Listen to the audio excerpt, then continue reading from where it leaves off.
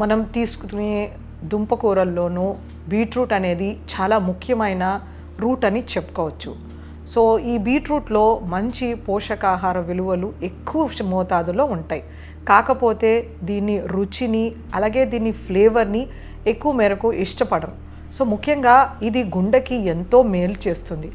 ఎలాంటి పనితనం ఉంటుందంటే మన గుండె కరెక్ట్గా బీట్ చేస్తూ ఉండాలి. అంటే మన హార్ట్ రేట్ 72 టైమ్స్ బీట్ అవ్వాలి ప్రతి ఒక్క నిమిషానికి. అలాగే మన గుండె కవటాలు కూడా ఫ్లెక్సిబుల్గా సాఫ్ట్గా ఉండాలి. వాటిలో ఫ్లో అయ్యే బ్లడ్ కూడా ఒక రేంజ్లో ఫ్లో అవ్వాలన్నమాట. సో ఇలాంటి కార్డియాక్ హెల్త్ మెయింటైన్ చేయడానికి మనకు బీట్రూట్లో ఎన్నో రకాల న్యూట్రియంట్స్ ఉంటాయి. ముఖ్యంగా బీట్రూట్లో మనకి 63 కిలో క్యాలరీల ఎనర్జీ లభిస్తుంది. అలాగే 1.8 గ్రాముల ప్రోటీన్, చాలా తక్కువ మోతాదులో ఫ్యాట్ అంటే 0.1 గ్రామ్ ఫ్యాట్ ఉంటుంది. అలాగే మన గుండెకి కావలసిన పొటాషియం అనే మినరల్ ఒక 325 మిలీగ్రామ్స్ ఉంటుంది. సోడియం అనేది ఒక 120 మిలీగ్రామ్స్ ఉంటుందన్నమాట. అంటే ఇది తక్కువ మోతాదులో సోడియం, ఎక్కువ మోతాదులో పొటాషియం ఉంటుందంటే మన గుండెకు ఇది ఎంతో మేలు అని సింపుల్గా చెప్పొచ్చు. అలాగే మనకి ఇందులో కావాల్సిన మ్యాంగనీస్ అనే ఇంపార్టెంట్ మినరల్, మెగ్నీషియం అనే మినరల్, ఈ మెగ్నీషియం కూడా మన కార్డియాక్ యాక్టివిటీకి చాలా ఇంపార్టెంట్. అంటే మన మసిల్ కాంట్రాక్షన్ ఎక్స్పాన్షన్, మన గుండెలో ఉండే మసిల్కి ఎంతో ఇంపార్టెంట్.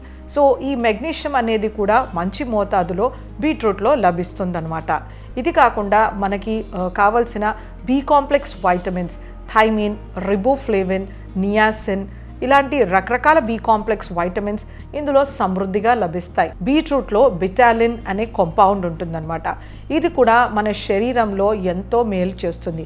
ముఖ్యంగా మన శరీరంలో కొవ్వు పేరుకోకుండాను మన కొలెస్ట్రాల్ నిలువలని తగ్గిస్తుంటుంది. అలాగే మన వెయిట్ రిడక్షన్లోనూ మనకి క్యాన్సర్ రాకుండాను చూస్తుంది. సో ముఖ్యంగా దీని పనితనం బాగా ఉండాలంటే మనము దీన్ని రాగా తీసుకోవాలి. రాగా తీసుకున్నప్పుడు ఇది మనకు ఒక మంచి వేసో డైలేటర్గా పనిచేస్తుందన్నమాట. అంటే మనము కొద్ది కాలం తర్వాత, అంటే వయసు పైబడిన తర్వాత లేదా మన జెనెటిక్స్గా కానీ మనం తీసుకునే ఆహార పరకంగా కానీ మనకి గుండె కవటాలు నేరోగా అయిపోతాయి. అంటే వేసో కన్స్ట్రిక్షన్ అవుతుంది. సో బీట్రూట్ అనేది ఒక మంచి వేసో డైలేటర్.